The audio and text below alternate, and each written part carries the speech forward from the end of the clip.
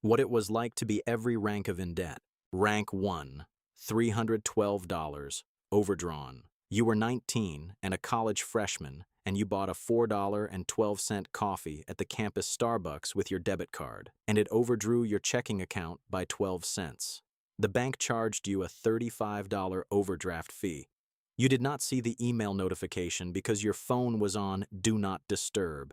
The next morning you bought lunch, $7.84, and the second transaction also overdrew, $35 more. Then a Spotify auto-renew at $9.99, $35 more. Then a $14 textbook hold, $35 more. By Friday, you were $312 overdrawn on a starting balance of negative 74 cents. You called the bank. You sat on hold for 41 minutes. A woman with a Texas accent reversed exactly one of the 4 fees as a courtesy. She read a script that included the phrase, "Please consider enrolling in our overdraft protection program." The protection program cost $12 per month. You couldn't afford it. You worked a shift at the dining hall that weekend. $42 cash. You deposited it Monday. The remaining overdraft, plus a $7 daily fee for being negative more than 5 business days, brought your account back to zero in 11 days. You learned that month the math of being broke in the United States. You were charged $147 in fees on a $4.12 coffee. The fees existed not because you stole anything, but because you were poor on a Tuesday. That was the first $147 you ever owed. It was not the last. Rank 2. The first credit card. You got the Discover card in the mail at 20. Pre-approved, $500 limit, 24.99% APR. The envelope was addressed to you specifically.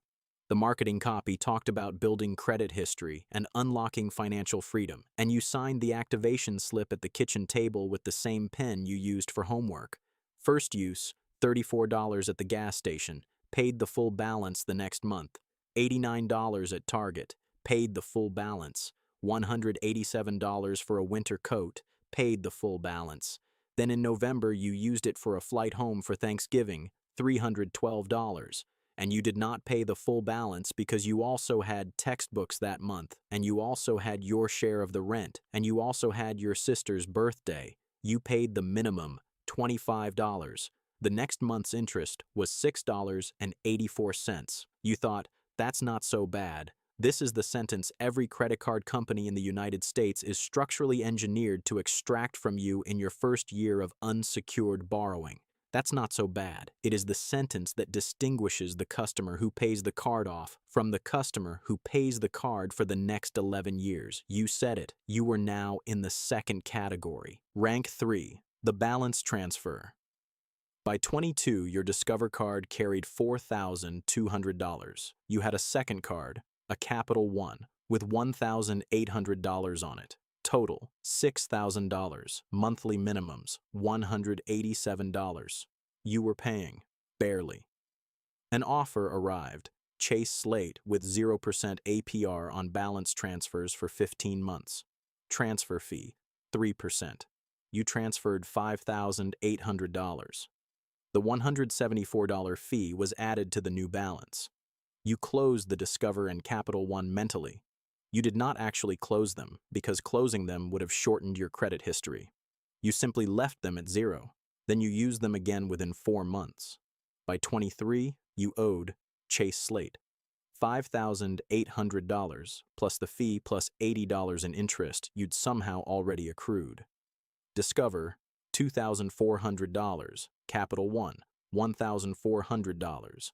A new Citi card opened during a 3 a.m. doom scroll, $700. Total, $10,554. You stopped reading your statements. You did not stop opening the mail. You just stopped opening those envelopes, the ones with credit card logos in the upper left corner, and you put them, sealed, into a desk drawer. By the end of your senior year, the drawer was full. You graduated owing $10,554 in revolving debt and $34,200 in federal student loans, almost exactly the median for your graduating class. You moved to a new city. You opened a new card. Rank 4, the collection call. You missed your first payment at 24, not deliberately. Your hours at the marketing job were cut. Your roommate moved out. The rent went up. Your check engine light came on. The Capital One payment was for $42. You did not have $42 on the due date. You did not have $42 9 days later, on the grace period deadline. Capital One charged a $40 late fee, brought your account into delinquency, and reported to all 3 credit bureaus on day 30. Your FICO dropped 84 points overnight, from 691 to 607. The collection call came on day 47, a recording. This is an attempt to collect a debt, followed by a prompt to call back. You did not call back. The calls came every day for the next month, then twice a day, then 3 times, from different numbers, including some that spoofed local area codes so you'd answer. You stopped answering numbers you didn't recognize. You stopped opening Capital One emails. You stopped logging into the app. The account, by month 4, had ballooned from $1,400 to $1,840. By month 6, Capital One charged off the debt and sold it to a third-party collector named Midland Funding for approximately 4 cents per dollar. Midland Funding paid $73.60 for your debt. Midland Funding would now try to collect the full $1,840, plus its own fees and interest, for the next 6 years. The company had paid less than you owed in a single month's minimum payment to acquire the right to harass you for the rest of the statute of limitations. This is the resale market that exists for your name. You did not know it existed. It existed. Rank 5. The Payday Loan. You took out your first payday loan at 26. The store was on a strip mall corner 3 miles from your apartment.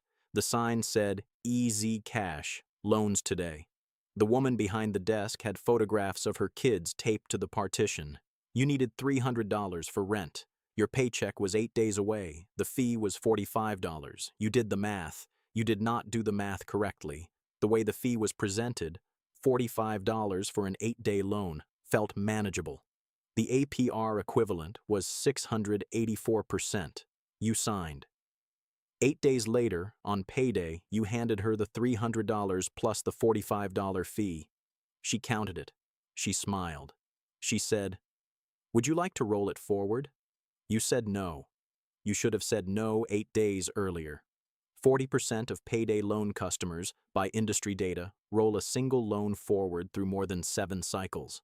The average customer pays $458 in fees on a $375 loan. 16 states have effectively banned the industry. 34 have not. You did not roll it forward. You also did not, in the next 6 months, stop needing it. You took out 3 more loans that year, paying $135 in fees on $900 of borrowing, on top of $11,400 in credit card debt across 5 cards you were ignoring, along with the Midland Funding letters that arrived every Tuesday. You were 26 years old. You earned $42,000 a year. Your debt-to-income ratio was 116%. You stopped doing the math. Rank 6. The Garnishment. The lawsuit arrived at 28. From Portfolio Recovery Associates, a publicly traded debt collector with a market cap of $1.4 billion that had purchased one of your old debts from Midland Funding. Original debt, $2,400. Amount sought, with interest and fees, $4,180. You did not respond. You did not know you should respond. You believed the lawsuit would resolve itself without your participation if you simply ignored it.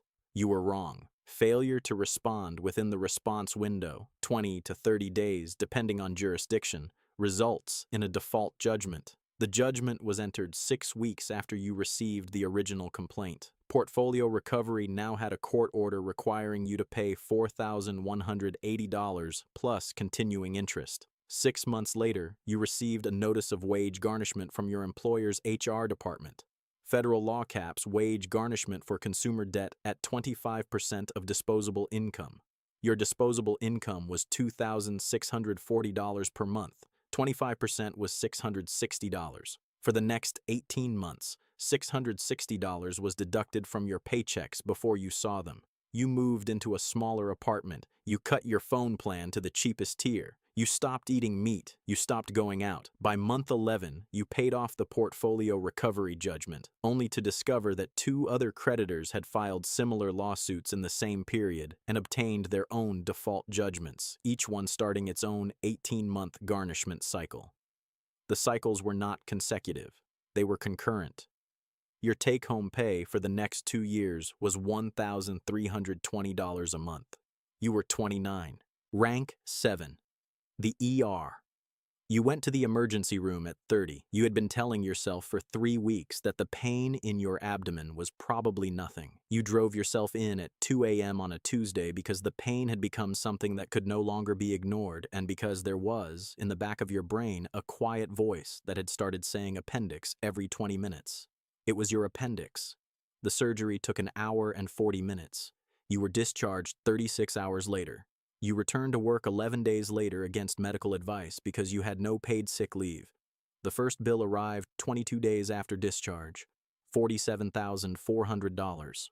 You had insurance, high deductible bronze plan, $312 a month, but the deductible was $7,500. The out-of-pocket max was $9,100. And the surgeon turned out to be technically out of network, even though the hospital was in network, which produced a surprise balance bill that your insurance was still partially permitted to refuse to cover. You owed, after every adjustment, $14,800. Medical debt is the largest single source of personal bankruptcy filings in the United States, 66% of all consumer bankruptcies. As of 2023, medical debt under $500 is no longer reported on credit reports. $14,800 is above the threshold. The hospital sent you to collections in month 4. You now owed student loans, $31,200 credit cards, active, $9,400, charged off cards and collections, $14,200, medical debt, $14,800, garnishment residual, $2,100. Total, $71,700. You earned $52,000 a year. You had not taken a vacation in 7 years. Rank 8. The bankruptcy attorney. You went to the attorney at 31, 64 years old, office in a strip mall next to a Wendy's, Hayes Law, affordable bankruptcy solutions. Waiting room had 6 chairs and a fish tank. The other people in the room did not look at each other. He gave you a form, 47 questions. You filled it out in 14 minutes. He reviewed it for 9. He sat down across from you. He said, Chapter 7. Chapter 7, Liquidation Bankruptcy, would discharge your unsecured debts, credit cards, medical bills, most consumer debt. Student loans would not be discharged. Filing fee, $338. His fee, $1,400. He said, it will stay on your credit report for 10 years. You will not qualify for a new credit card for at least 4. You probably won't qualify for a mortgage for 7. After that, your credit will, statistically, recover faster than people who keep paying these debts down indefinitely. You asked if there was an alternative. He said, you can keep paying. You will pay for the next 19 years if you keep paying the minimums. Roughly $84,000 in interest on the existing $39,000 of unsecured debt. The medical bill will be passed between collectors until the statute runs in 7 years. The garnishments will start again. You will have nothing at the end. He said this kindly. He had said it to other people in the same office on the same day. He would say it again the next morning.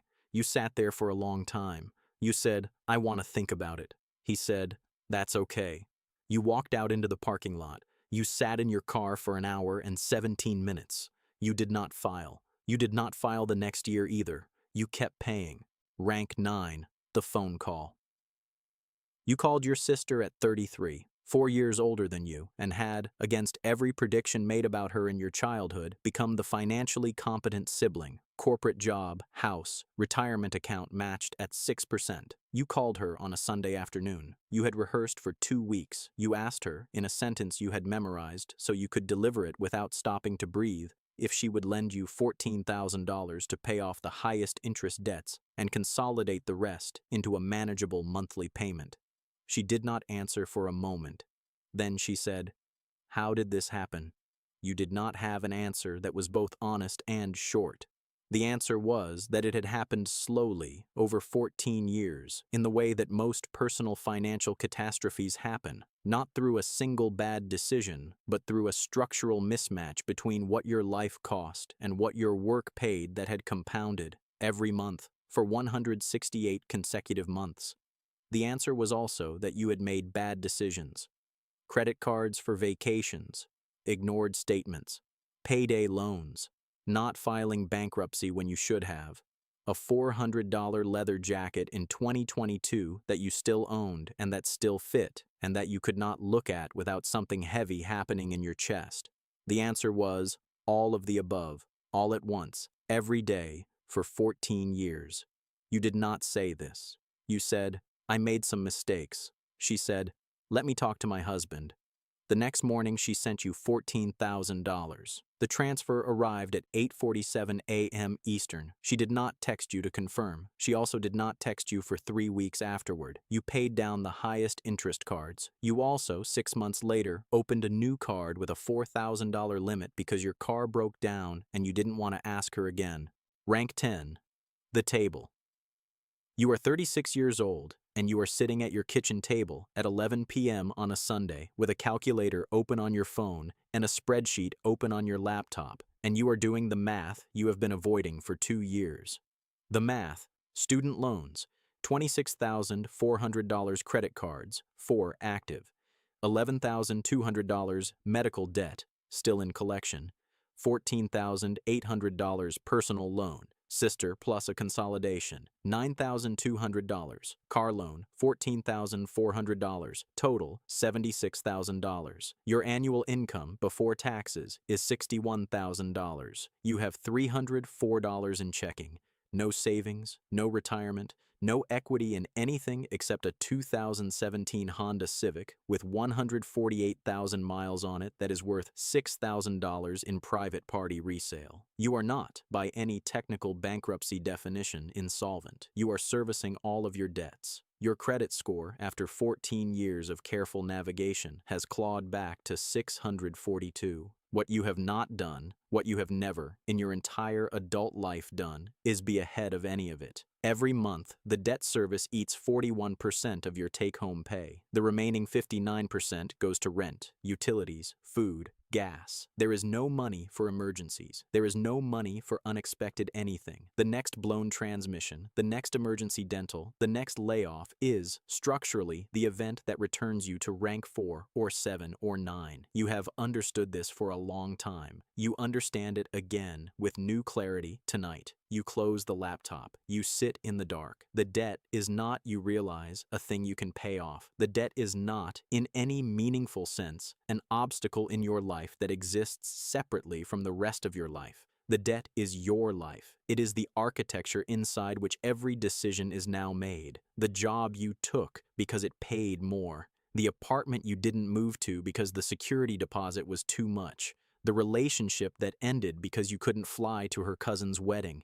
The vacation you didn't take, the kid you are not having, the dream you stopped naming out loud in your late 20s because saying it felt like rubbing salt in a wound that was, by then, exactly the shape of your future. The debt is the wound. The debt is also the future. You go to bed. You wake up at 6:30. You go to work. You make the next payment. Every rank of debt ends in the same place. The table at 11 p.m., the calculator, the spreadsheet, the math you can do but cannot solve. The lenders priced this in. They built models that predicted exactly which 34% of borrowers would pay them in perpetuity. They wrote the offers to find those borrowers. They found you. Your repayment schedule extends to age 54. Your student loan amortization, at minimum payment, ends in 2042. Your medical debt has been resold 4 times. Your credit card balances will, on average, take 19 years to clear at minimums. The bill is not, in the end, what you owe. The bill is what you cannot do because of what you owe. That bill is still arriving. It will arrive every month for the rest of your working life. You will pay it.